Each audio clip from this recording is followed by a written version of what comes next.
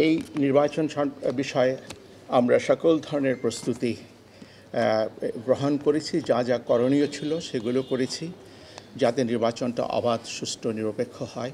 আসন্ন উপজেলা পরিষদ নির্বাচন বিষয়ে তথ্য অবহিত হওয়ার জন্য আপনারা জানেন যে উপজেলা পরিষদের স্থানীয় সরকারি নির্বাচন আমরা 4টি ধাপে বিভক্ত করেছি।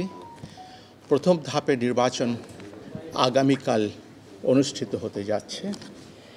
এই নির্বাচন বিষয়ে আমরা সকল ধরনের প্রস্তুতি গ্রহণ করেছি। যা যা করণীয় ছিল সেগুলো করেছি যাতে নির্বাচনটা অবাধ, সুষ্ঠু, নিরপেক্ষ হয়। আমরা এখানে কেন্দ্রীয়ভাবে বিভিন্ন মন্ত্রণালয়ের সচিব, সিনিয়র সচিব এবং বিভিন্ন ফোর্সেসদের প্রধানদেরকে নিয়ে আমরা সভা করেছি যাতে নির্বাচনের সময় আইনশৃঙ্খলা পরিস্থিতি সঠিকভাবে নিয়ন্ত্রণ করা হয়।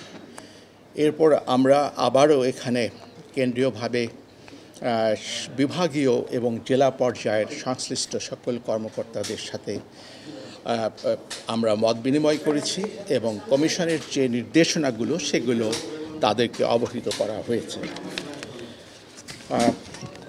এগুলো আমাদের করার উদ্দেশ্য হচ্ছে যাতে নির্বাচনটা অবাধ, নিরপেক্ষ হয়। এবং প্রথম ধাপে যে 4টি ধাপে যে নির্বাচন, একটা বৈশিষ্ট্য আপনাদের বলতে চাই, এই নির্বাচনগুলো জেলার ভিতরে হবে। এর আগে কখনো একই জেলার ভিতরে ধাপগুলোকে বিভক্ত করা হয় নাই। একই জেলার ভিতরে হওয়ার কারণে যেটা হবে, পুরো বিষয়টা জেলা প্রশাসক এবং পুলিশ সুপারের যৌথ নিয়ন্ত্রণে থাকবে। এতে করে ফোর্সেস ডিপ্লয়মেন্ট এবং মোবিলাইজেশনটা সহজতর হবে।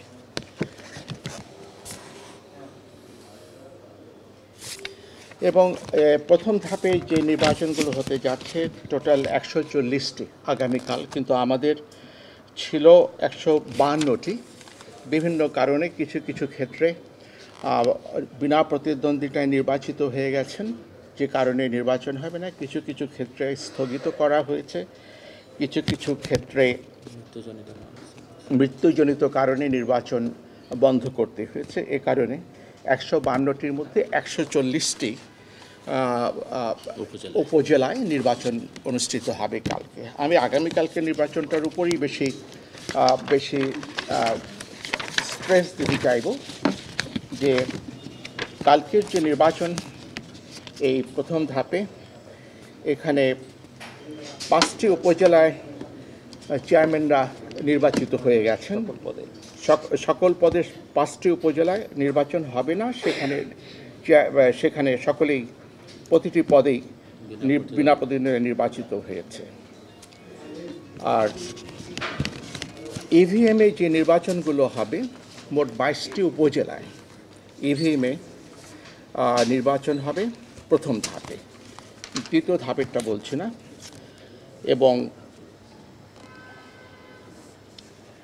স্বাভাবিক এলাকায় যে আমরা ল এনফোর্সমেন্টের যে কথাটা বলেছি, প্রতিটি কেন্দ্রে 17 জন ল এনফোর্সমেন্ট এজেন্সির সদস্যরা আইনশৃঙ্খলা রক্ষার দায়িত্বে থাকবেন। আর যেগুলো একটু সেন্সিটিভ কেন্দ্র, সেখানে 19 জন করে থাকবে। এটা আমরা নিশ্চিত করেছি এবং আমরা ওদের সাথে যে সভা করেছি সেখানে আমরা সর্বসম্মতভাবে এটা নির্ধারণ করেছি। আবার পার্বত্য এলাকাগুলোতে কিছুটা দুর্গম হওয়াতে সেখানে সাধারণ যে কেন্দ্রগুলো সেখানে 19 জন থাকবে এবং যেগুলো একটু সেন্সিটিভ হবে সেখানে 21 জন আইনশৃঙ্খলা রক্ষাকারী বাহিনীর সদস্যরা থাকবেন আইনশৃঙ্খলা রক্ষার দায়িত্বে। আমরা আশা করি যে সংখ্যা আমরা বলেছি, এতে করে প্রতিটি কেন্দ্রের আইনশৃঙ্খলা রক্ষা করা সহজ হবে।